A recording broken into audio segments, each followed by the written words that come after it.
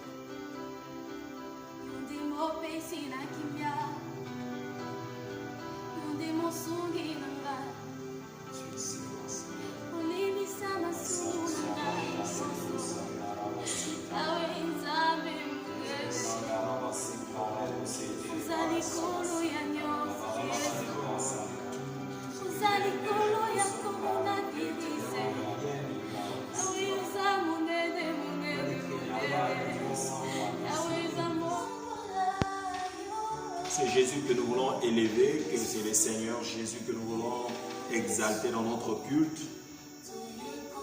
Pour que vous retrouvez Jésus-Christ est Seigneur. Il a reçu le nom qui est élevé au-dessus de tout le nom, afin qu'à la mention de ce nom, Jésus-Christ, tout genou puisse fléchir et que toute langue confesse que Jésus-Christ est Seigneur, à la gloire de Dieu le Père. Nous voulons que le nom du Seigneur Jésus, dans vos maisons, dans vos familles, dans n'importe quel milieu où vous pouvez vous retrouver, que le nom du Seigneur Jésus soit élevé, que l'Éternel nous bénisse ce matin, alors que nous sommes dans sa présence ce dimanche. Le Seigneur nous a fait du bien, il nous a gardés, il nous a protégés tout au long de la semaine. Nous avons prié pour nos familles, demandant la grâce du Seigneur, demandant que le Seigneur puisse couvrir nos familles par la puissance de son sang et que sa main s'étende dans nos vies et dans nos maisons. Et nous bénissons le Seigneur pour de nombreux témoignages que nous sommes en train de recevoir, combien le Seigneur est en train de nous épargner, de nous garder, de nous protéger, et que l'Éternel soit béni. C'est que je sais que Dieu ne commence jamais une œuvre sans l'avoir déjà achevée dans l'éternité. Dieu nous a déjà bénis de toute forme de bénédiction dans le lieu céleste en Jésus-Christ. Et nous devons croire, en tant que chrétiens, nous devons croire en tant qu'enfants de Dieu, que nous sommes dans le véritable en Jésus-Christ, qui nous a aimés et qui s'est donné lui-même pour notre salut. Prions à l'Éternel pour cette parole ce matin. Père, merci pour ta parole, merci pour ce que tu as déposé dans mon cœur de partager à ton peuple. Que ton esprit nous accompagne et qu'il souffle dans mes lèvres afin que nous sorte de cette bouche que ce qui doit édifier, produire la vie, transformer des villes, transformer des familles, transformer des communautés et transformer en particulier notre nation, le Congo. Au nom de Jésus, nous avons ainsi prié. Amen. Amen. Alors, le Seigneur nous a fait du bien. Et comme je le disais, nous sommes dans ce programme du culte du dimanche. Et le Seigneur a donné une parole que j'aimerais partager avec nous ce matin. Cette parole se trouve dans le livre de Nombres au chapitre 20, versets 1er à 12. Et puis nous lirons Romains chapitre 3, verset 3. Et puis nous allons clôturer nos textes par Romains chapitre 4, verset 17. Nombre chapitre 20, du premier verset jusqu'au verset 12, je lirai quelques portions, mais j'aimerais bien que vous puissiez lire tout le chapitre pour que vous puissiez avoir une idée de ce que le Seigneur est en train de nous enseigner. Mais il y aura des principes que le Saint-Esprit voudrait que nous puissions placer ce matin dans nos cœurs, afin que nous puissions traverser de manière victorieuse toutes les épreuves et les crises dans lesquelles nous pouvons faire face en ce temps. Toute l'assemblée des enfants d'Israël arriva dans le désert de Tsim le premier mois et le peuple s'arrêta à Kadès. C'est là que mourut Marie et qu'elle fut enterrée. Il n'y avait point d'eau pour l'assemblée et l'on se souleva contre Moïse et Aaron. Le peuple chercha querelle à Moïse et dirent que n'avons-nous expiré quand nos frères expirèrent devant l'Éternel? Pourquoi avez-vous fait venir l'assemblée de l'Éternel dans ce désert pour que nous y mourions, nous et nos bétails? Pourquoi nous avez-vous fait monter hors d'Égypte pour nous amener dans ce méchant lieu? Ce n'est pas un lieu où l'on puisse s'aimer. Il n'y a ni figuier, ni vigne, ni grenadier, ni d'eau à boire. Moïse et Aaron s'éloignèrent de l'assemblée pour aller à l'entrée de la tente d'assignation. Ils tombèrent sur le visage et la gloire de l'Éternel leur apparut. Oh, gloire au Seigneur. L'Éternel parla à Moïse et dit, comme d'habitude, prends la verge et convoque l'assemblée, toi et ton frère Aaron. Vous parlerez en leur présence au rocher et il donnera ses eaux. Tu feras sortir pour eux de l'eau du rocher et tu abreuveras l'assemblée et leur bétail. Moïse prit la verge qui était devant l'Éternel comme l'Éternel lui avait ordonné. Moïse et Aaron convoquèrent l'assemblée en face du rocher et Moïse leur dit, écoutez donc, rebelles, est-ce de ce rocher que nous vous ferons sortir de l'eau? Ça, c'est une question. Oh Moïse, pourquoi tu as posé une telle question? Puis Moïse leva la main et frappa 2 fois le rocher avec sa verge et sortirent de l'eau en abondance. L'assemblée but et les bétails aussi. Voici le verset 12, un verset terrible. Alors l'Éternel dit à Moïse et à Aaron, parce que vous n'avez pas cru en moi pour me sanctifier aux yeux des enfants d'Israël, vous ne ferez point entrer cette assemblée dans le pays que je lui donne. Parole de l'Éternel, il vous parle.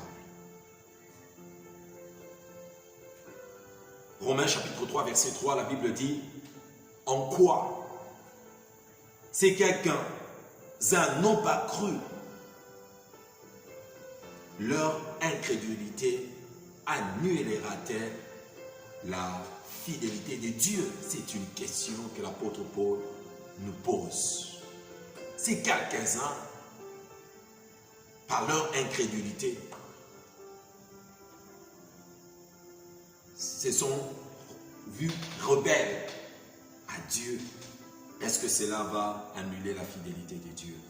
Laisse-moi te dire, aujourd'hui, je m'aurais parlé sur la puissance de la foi et ce que la foi est et ce que la foi fait, et surtout pendant des temps de crise. S'il y a un élément important que nous devons garder en tant que chrétiens pendant ce temps de crise, je lis ma Bible, je compris que c'est notre foi. Voyez, dans cette histoire de Moïse, ils sont arrivés à Kadès, Marie, la sœur de Moïse, meurt, et la Bible déclare que le peuple a commencé à murmurer contre Moïse parce qu'il n'y avait pas d'eau à cet endroit désert. Il n'y avait pas moyen de cultiver, il n'y avait pas moyen de travailler. C'est comme aujourd'hui, pendant ces temps de confinement, où il n'y a pas moyen de s'aimer, il n'y a pas moyen de travailler, il y a tellement de restrictions. Vous pouvez arriver à être dans une ville où il n'y a pas encore de confinement et que vous êtes dans une position où vous ne pouvez plus rien faire. Combien des affaires sont tombées pendant ce temps? Combien des gens se sont retrouvés chômeurs? Je lisais en pas plus que 3 semaines en arrière, il y avait déjà plus de 20 millions d'emplois aux États-Unis qui étaient déjà perdus. À peu près 15% de taux de chômage. Juste avec 2 mois ou 3 mois ou 4 mois de confinement, il y a tellement de situations compliquées que les gens sont en train de vivre pendant ce temps. Des familles qui ne savent plus qu'est-ce qu'ils peuvent faire. Des parents qui se retrouvent face à des responsabilités dont ils ne savent pas comment ils vont s'en sortir. Et la situation que nous vivons aujourd'hui n'est pas très loin de ce qu'Israël était en train de vivre, parce qu'il vient déjà d'une situation d'esclavagisme où ils ont été pendant plusieurs générations esclaves en Égypte, et Israël pendant plus de 400 ans esclave d'un homme fort, Pharaon.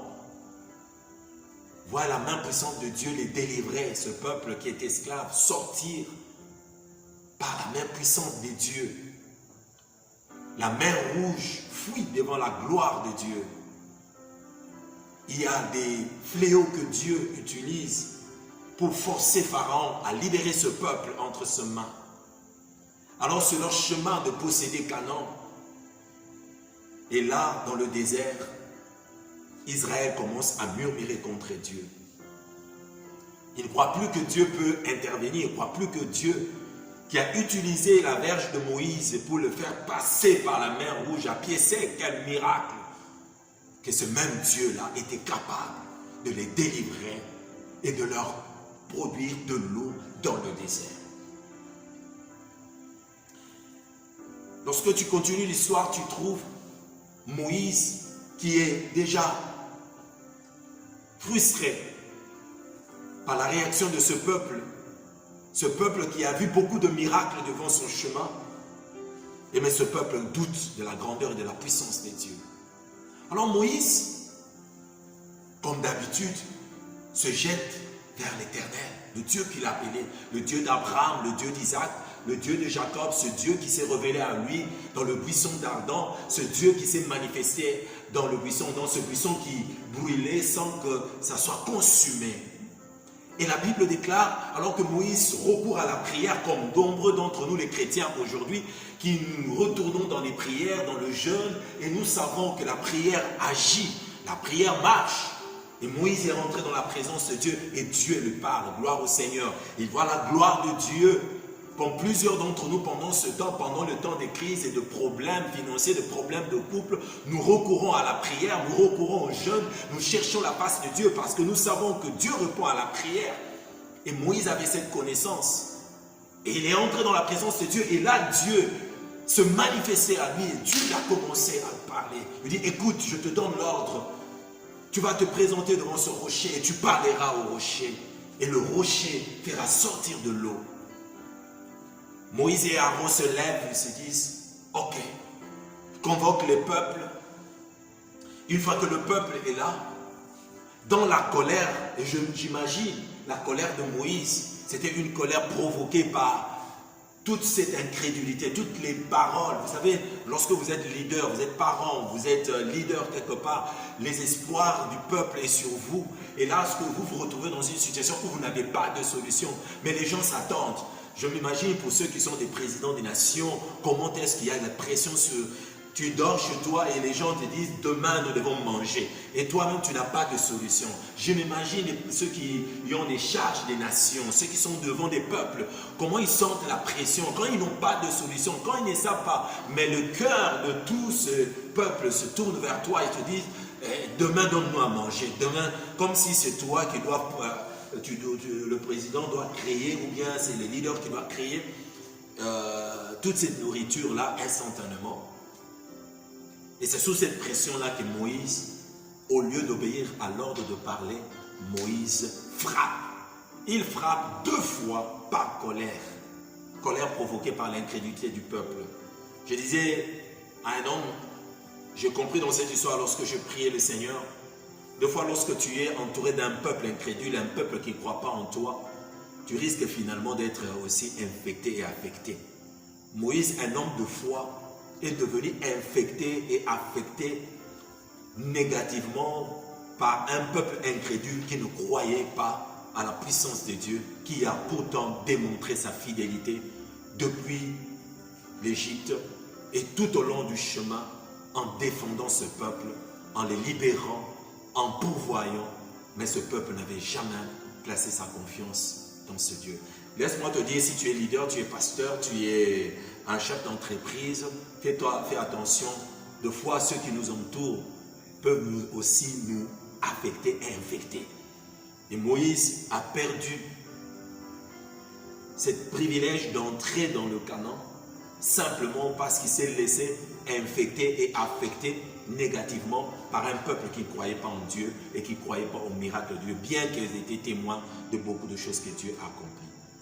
Alors, j'aimerais dire à un homme, quelles sont les leçons? Parce que j'ai étudié, je me suis dit, pourquoi Moïse n'est pas entré? Simplement, Seigneur, c'est trop dur. Verset 12, c'est trop dur. Pourquoi Moïse n'est pas entré dans la terre promise? Pourquoi cet homme qui a marché avec toi fidèlement?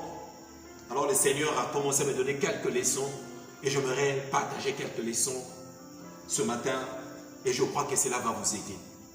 La première des choses, si Moïse n'est pas entré dans le Canaan, Dieu dit à Moïse, pourquoi tu n'as pas cru? Vous n'avez pas cru en moi et vous ne m'avez pas sanctifié aux yeux de ce peuple. Vous voyez, la foi. Moïse a perdu la foi. Il s'est même posé la question, est-ce que de ce rocher, l'eau jaillira? Est-ce que Dieu donnera? Un homme qui a vu le buisson ardent, un homme qui a vu la mer de Jonc s'ouvrir au devant de lui, un homme qui a vu des fléaux terribles frapper l'Égypte simplement par une parole, simplement par une verge. Mais là, il doute.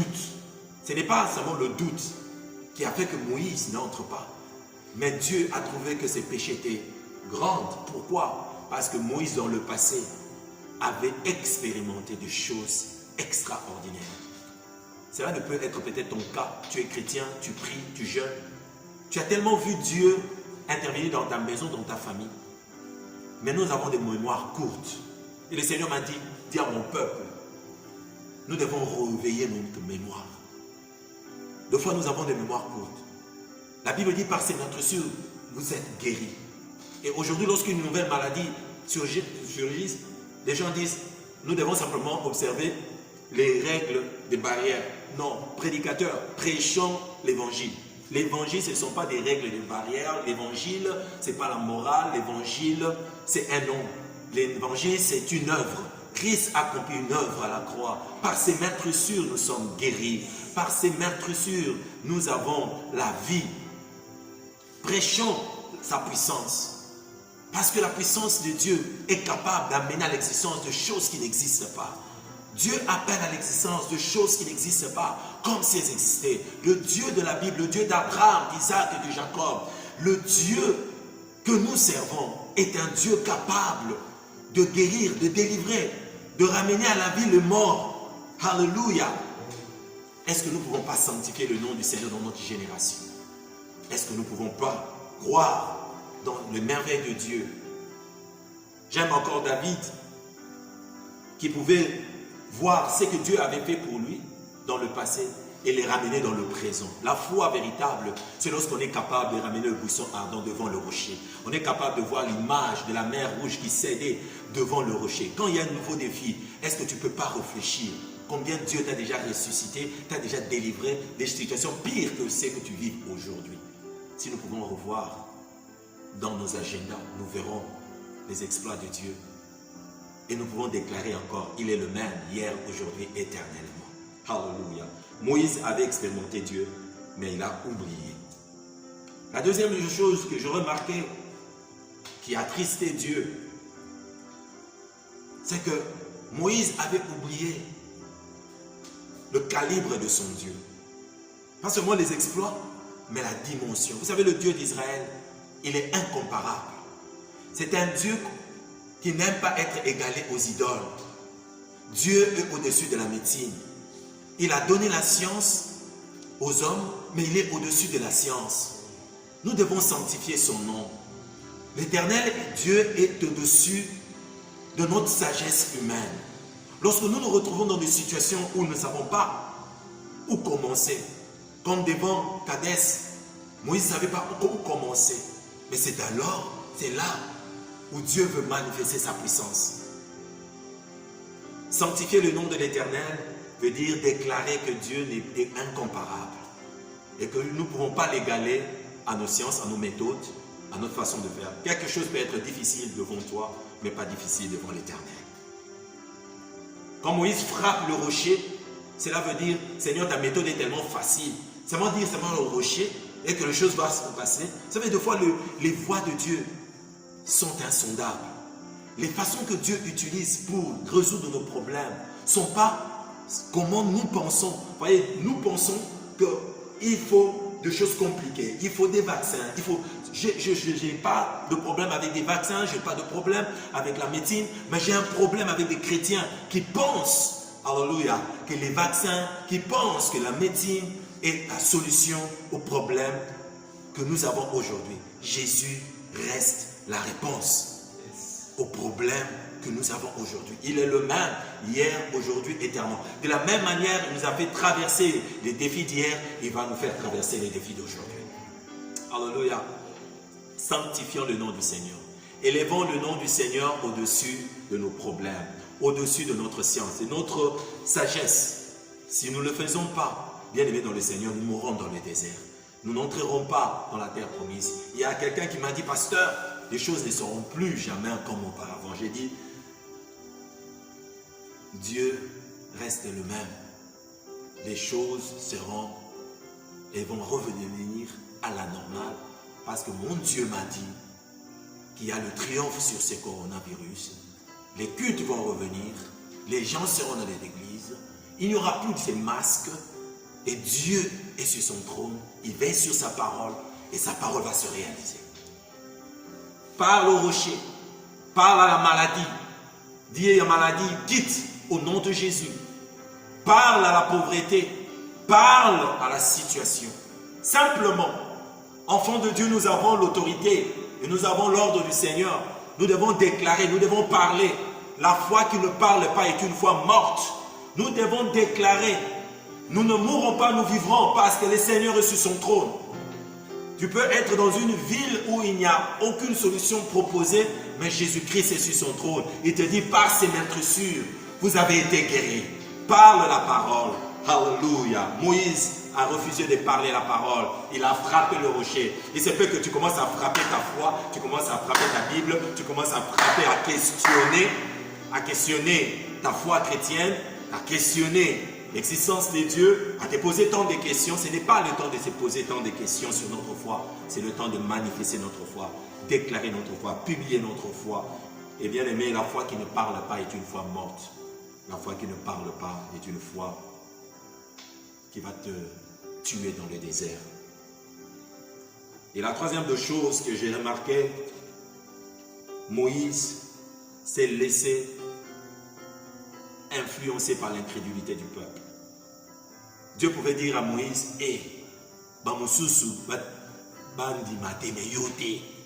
vous savez, pendant ce temps, beaucoup des incrédules sont parmi les croyants, les chrétiens. J'ai remarqué même que beaucoup de païens n'ont même pas eu peur de ce coronavirus. Dis-moi, un scientifique qui va dans le laboratoire, il n'est pas sûr encore de la découverte, comment le virus peut infecter, mais il est là en train de prendre des risques. Mais beaucoup de chrétiens sont tellement confinés, d'autres sont plus confinés que ils ne sortent même plus dehors. Et le Seigneur me dit, si nous ne parlons pas notre foi, l'incrédulité qui est dans le monde va nous affecter. Le monde ne connaît pas Dieu. Ils sont tellement incrédules, ils ne connaissent pas les voies de Dieu, ils ne connaissent pas la puissance de Dieu. Mais nous connaissons le nom du Seigneur. Dans le psaume 20, le psalmiste se déclare au verset 7, au verset 9, eux ils s'appuient sur leurs chars et sur leurs chevaux. Mais nous appuyons sur le nom de l'Éternel. Eux ils plient, ils tombent, mais nous restons debout. Celui qui a la foi en Dieu d'Israël restera debout, parce que ce nom ne déçoit jamais. Le nom du Seigneur ne déçoit jamais. Moïse, crois au Seigneur, sinon tu mourras dans le désert. Toi qui entres dans les retraites, toi qui cherches la face de Dieu, toi qui connais et qui invoques le nom du Seigneur, toi qui te réclames, croyant chrétien, toi qui te réclames, fils d'Abraham, Abraham a tenu devant le Seigneur et fut établi père de la foi à cause du fait qu'il avait cru. As-tu encore la foi? Crois-tu encore au miracle de Dieu? Crois-tu encore que Dieu est capable de ressusciter les morts? Crois-tu encore que Dieu est capable de guérir les malades? Crois-tu encore que le Seigneur agit? Il y a des gens qui disent, non, il faut faire attention.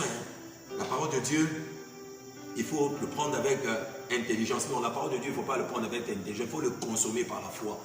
Sans la foi, il est impossible d'être agréable à Dieu. Prier, c'est bien. Jeûner, c'est bien. Voir la gloire de Dieu, c'est bien. Voir de fumer, c'est bien. Lorsqu'on sort de retraite, des fois, on se dit, j'ai vu une vision, Dieu m'a parlé. Tout ça, c'est bien. Mais ce qui fait la grandeur d'un chrétien, ce n'est pas le nombre de visions que nous avons, mais c'est la qualité de la foi que nous manifestons devant Dieu. As-tu encore la foi d'Abraham? As-tu encore la foi d'Isaac? As-tu encore la foi de Jacob? Abraham crut Dieu et cela lui fut imputé en justice. Isaac s'aima dans le désert et Dieu le bénit. Pendant ce temps, Dieu veut nous donner de l'eau en abondance. Il veut bénir des maisons, des familles, des affaires des croyants. Ce n'est pas un temps de crise, c'est un temps d'opportunité. Ce n'est pas un temps de crise, c'est un temps où Dieu veut manifester sa puissance et sa gloire. Et le Seigneur me dit, ne sois pas comme pour Moïse. Ne te laisse pas influencer, leader, par l'incrédulité de ceux qui t'entourent, de ceux que nous entendons à gauche et à droite. Le Seigneur est fidèle. Il accomplira certainement ce qu'il a promis dans sa parole. Et ce qu'il t'a donné comme promesse arrivera certainement. Alléluia. Et pour finir, la quatrième chose, Moïse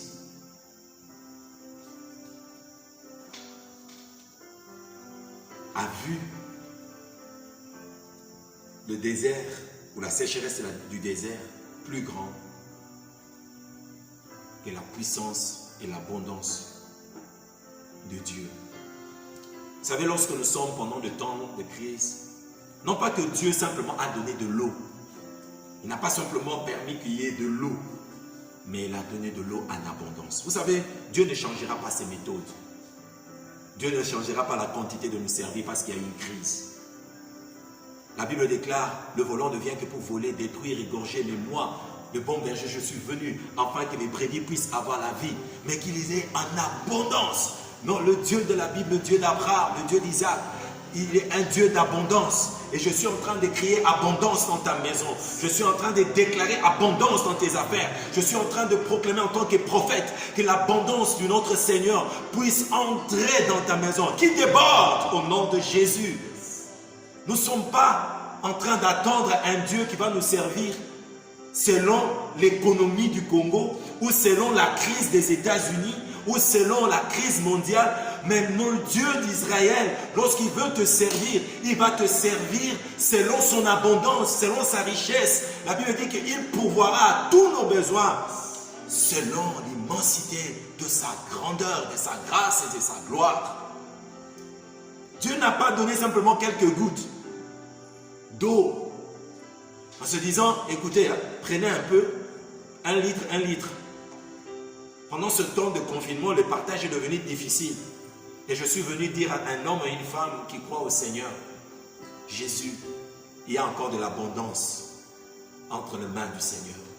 Ne veux-tu pas croire à cette abondance? Ne regarde pas simplement que les banques sont fermées, ne regarde pas simplement que les portes sont fermées, ne regarde pas simplement que les relations sont fermées, ne regarde pas simplement que tu vis dans un confinement, mais Dieu permet ce temps parce qu'il veut te montrer sa grandeur, que même lorsque tout est fermé, mais le ciel est toujours ouvert et le ciel peut toujours répondre en abondance à tes problèmes, à ta situation. Ta soif peut être étanchée et tu peux croire à cela. J'aimerais prier pour toi, toi qui es Moïse, toi qui crois, toi qui as vu la grandeur de Dieu et tu as oublié que Dieu délivre encore. Toi qui as vu des délivrances du Seigneur et que tu as commencé à oublier. Parce que tu te dis, je ne sais pas jusqu'à quand cette situation va ça. J'ai un papa dans mon église qui me dit, pasteur, je ne sais pas quand est-ce que tout redeviendra à la normale. Je dis non, tout redeviendra à la normale le jour où tu croiras que Dieu est capable de changer des saisons. Dieu est capable de transformer. Nous ne marchons pas influencés par les saisons. Nous influençons les saisons par la foi.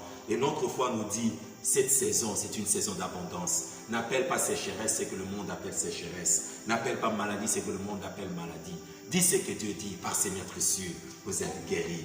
Dis, mon Dieu pourvoira tous mes besoins selon sa richesse en Christ Jésus. Dis, oh Dieu, merci, parce que ton nom est un bouclier, une cuirasse. Dis et parle à la situation. Dis, je ne mourrai pas, je vivrai. Et je raconterai après cette pandémie ce que l'Éternel a accompli. Le Dieu qui m'a délivré hier de la fosse au lion, le Dieu qui m'a délivré hier de l'ours, de la patte de l'ours, du lion, c'est le même Dieu, je ne le change pas, qui me délivrera de cette situation et bénira ma maison. Père, merci pour mon frère et ma soeur. Je le recommande à ta grâce et je bénis ce matin. Je bénis cette famille qui suit ce programme. Enlève l'incrédulité dans nos maisons. Plante la sémence de la foi au travers de cette parole. Et que, Seigneur, nous ne soyons pas de ceux qui tombent dans les déserts, mais nous soyons de la race de ceux qui ont la foi pour hériter les promesses. Merci, Seigneur, pour des vainqueurs, des conquérants, des hommes et des puissants qui possèdent leur héritage et qui ne tombent pas dans les déserts par incrédulité.